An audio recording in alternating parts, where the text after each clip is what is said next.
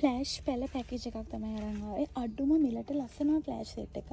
ඉතින් ඔන්න මෙන්න මේ ලස්සන ෆ්ලෑෂ් එක මේ පැකේජ් එකට ඉන්ක්ලූඩ් වෙනවා.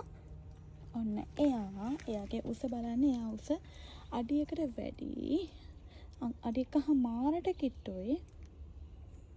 ඔන්න එයා ඊට පස්සේ මෙයාත් අඩියකමාරක් විතර උසයි.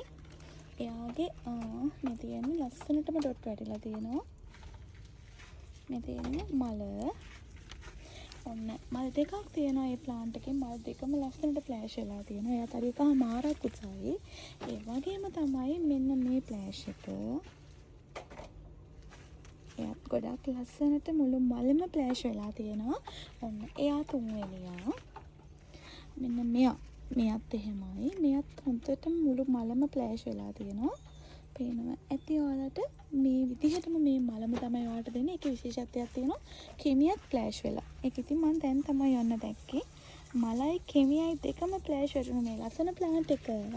එයාත් එක්ක මෙයාත් ලස්සනට ෆ්ලෑෂ් වෙලා තියෙන මෙන්න මේ ප්ලාන්ට් එකත් සමගින් 1 2 3 4 5යි.